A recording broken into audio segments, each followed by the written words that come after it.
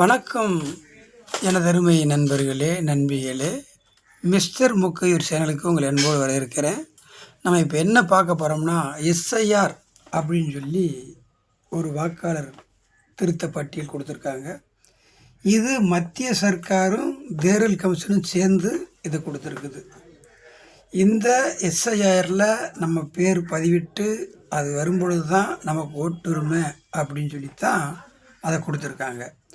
நம்ம தமிழகத்துக்குள்ள ஒன்றிய அரசு கொடுக்குறதுக்கு தேவையில்லை, அது தமிழக அரசு பார்த்துக்கிறோம். ஒன்று அது வேற ஒரு இருக்கட்டும். ரெண்டாவது, தேர்தல் கமிஷன் சொல்கிற அடிப்படையில் அதை பண்ணுறாங்க. அது ஒரு இண்டிபெண்ட் பாடி, அது பண்ணுது, ஓகே. அப்படி பண்ணும் பொழுது இதில் என்ன சொல்லப்படுதுன்னா, நம்ம ஓட்டு அதில் சேர்த்து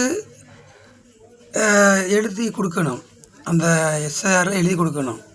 அப்படி நம்ம எழுதி கொடுக்கலைன்னா நம்ம அதில் ஓட்டு எலெக்ஷனில் இல்லாமல் போயிடுவோம், நம்ம பேர் அடிபட்டு போகும். ஆனால் அந்த பீகார், உத்தரப்பிரதேசம், ஹரியானாவிலேருந்து நிறைய பேர் வந்து தமிழகத்தில் நிறைய பேர் வேலை ஆகுறாங்க. அது 6-7 லட்சம் பேருக்கு மேலே வேலை ஆகுறாங்க.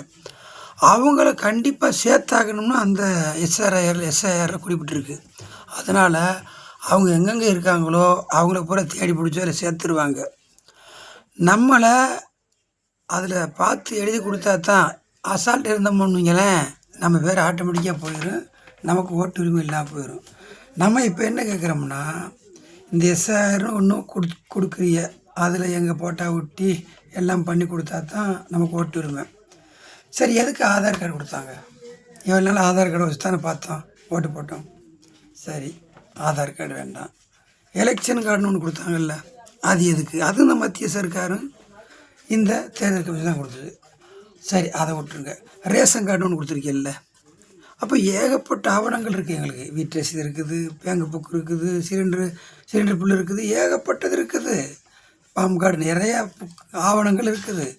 அப்படி இருக்கும் பொழுது எதுக்கு இந்த எஸ்ஐஆர்னு கொண்டு வரீங்க? இந்த எஸ்ஐஆரில் என்ன இருக்குது எங்களுக்கு தெரியலை. என்னோடதையே கேட்குறாங்க. நான் இருக்கிறேன், என்னுடைய ஆதார் கார்டு இருக்குது, என்னுடைய பேங்க் புக் இருக்குது, என்னுடைய எல்லா ஐடியும் என்னுடைய இருக்குது. எதுக்கு எஸ்ஐஆர்னு நீங்கள் ஒன்று தேர்வு பண்ணி கொண்டு வரிய? அது ஏதோ ஒரு உள்நோக்கம் இருக்குது. இதில் இருந்து நம்மளை உண்மையான வாக்காளர்களை கழித்து, அங்கிட்டிருந்து வந்திருக்காங்கல்ல ஹிந்தி படித்தவங்க, அவங்கள உள்ளே நுழைச்சி ஓட்டு அவங்க போட்டு பிஜேபி அரசை தேர்வு பண்ணணும். இதுதான் அந்த ஒன்றிய அரசினுடைய உண்மையான நோக்கம்.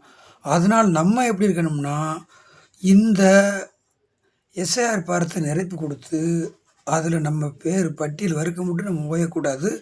கண்டிப்பாக அதை சரி பண்ண பின் தான் நம்ம ஓஞ்சி இருக்கணும். அதுவரை அதில் ஓடிக்கிட்டே இருக்கணும். ஓடி நம்முடைய போட்டாக்கிட்ட எல்லாம் விட்டு கொடுத்து நம்மளுடைய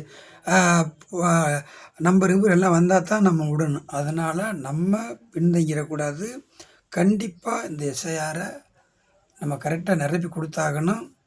அது ரத்து பண்ணும்போது பண்ணிட்டு போகுது, நமக்கு தேவையில்லை. அதனால் இங்கே அசால்ட்டாக இருந்துடாதீங்க. அப்படி அசால்ட்டாக இருந்து உங்கள் பேர் விட்டுச்சுன்னா உங்களை இந்த நம்ம அகதியாக வர்றாங்கல்ல, அவங்களுக்கு அனாதாரம் ஆசிரமம் வச்சுருக்காங்கல்ல, கூடாரங்கள், அது மாதிரி நமக்கு ஓட்டலைன்னா தனியாக கொண்டு கூடாரங்கள் அமைச்சு நம்மளை கொண்டு அங்கே போட்டுருவாங்க. நமக்கு கவர்மெண்ட் சலுகை எதுவும் வராது, நம்ம ஒரு அகதி ஆக்கப்படுவோம். அதனால் எஸ்ஐஆரை கண்டிப்பாக தெளிவு பண்ணி உங்கள் பேர் அதில் வர மட்டும் நீங்கள் ஓடிக்கிட்டே இருங்க. அசால்ட்டாக எனக்கு பாரம் வரல, நான் எழுதி கொடுக்கலன்னு விட்டுறாதீங்க. இந்த பாரத்தில் உங்கள் பேர் இடம் இல்லைன்னா நீங்கள் ஓட்டுரிமை இல்லாமல் ஆக்கப்படுவீர்கள். நன்றி.